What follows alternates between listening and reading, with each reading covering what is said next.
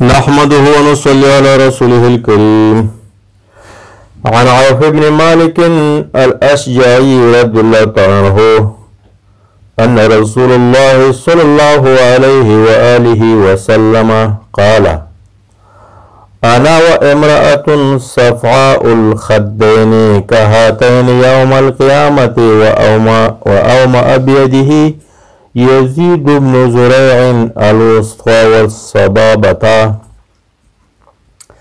امرأة آمة من زوجها ذات منصب وجمال حبست نفسها على يتاماها حتى بانوا أو ماتوا. رواه أبو داود في سننه. علامة من سرد قرآن السنة علم الكامل نصیب کا. د کونډې هغه مشکلات چې د خپلو یتیمانو په باره کې برداشت کوي او د خپلو یتیمانو حفاظت کوي، د هغې اجر و ثواب. عوف ابن مالک رضی الله عنه فرمایلي چې رسول علیه الصلاة والسلام فرمایلي، پیغمبر علیه السلام فرمایلی: انا و امرأتن، ز او و خزا، ز و زنانا، حس زنانا، صفاء الخدین، چې تور شوي وي، ټاکې ټاکې شوي وي، داغونه داغونه شوي وي د هغې دواړه طرفونه د مخ د دغې غمونو د وجې نه، د یتیمانو د مصیبتونو د وجې نه او د فقر د مسکنت د وجې نه او د خاوند د جدایۍ د وجې نه په دې مخ باندې تور تور داغونه لګېدلي وي د سختیو و د غم نه. نو نبي علیه السلام فرمایلي چې زه و ښځه صفاء الخدین، چې د هغې دواړه مخونه تور تور داغونه وي، کهاتینې په شانته د دغې دوه اوبه وي، یوم القیامت په ورځ د قیامت کې په شانته د دغې دوه اوبه وو په ورځ د قیامت کې. بیا اشاره وکړه په لاس باندې.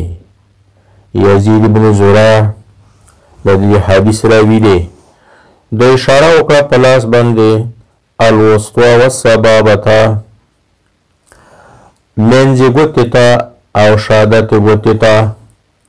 نو مطلب دا دی چې نبي علیه الصلاة والسلام فرمایي چې زه و دغه زنانه به د قیامت په ورځ داسې دواړه سره نږدې مقام ولرو لکه دغه په لاس کې چې دا دوه ګوتې منځنۍ او شهادته ګوته سره نږدې دي.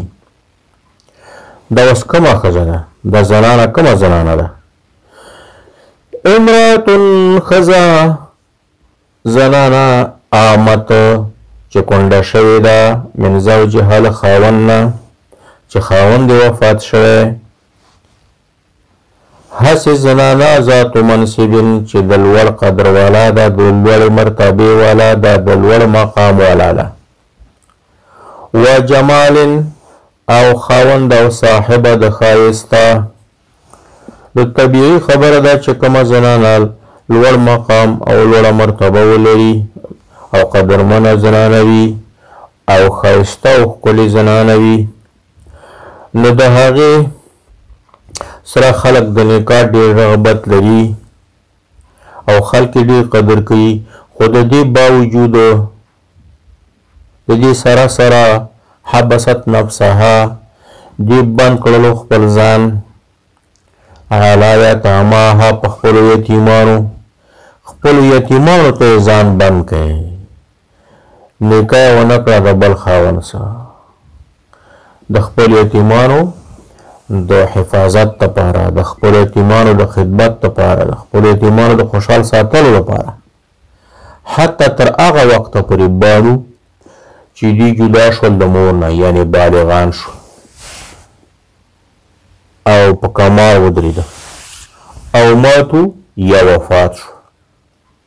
نو تر هغه وخته پورې دې د خپلو یتیمانو خدمت او حفاظت او تعلیم او تربیه او خوشحاله ساتل او د هغوی دپاره نفقه او خرچه پیدا کول دې کول. نو د دغې کونډې دغې یتیم پالې کونډې دومره قدر او عزت دی د الله سره چې نبي علیه السلام وایي چې زما سره په قیامت کې ما د دومره نږدې وسره لکه دا دوه ګوتې چې د یو بل سره نږدې دي. السلام علیکم ورحمة الله وبرکاته.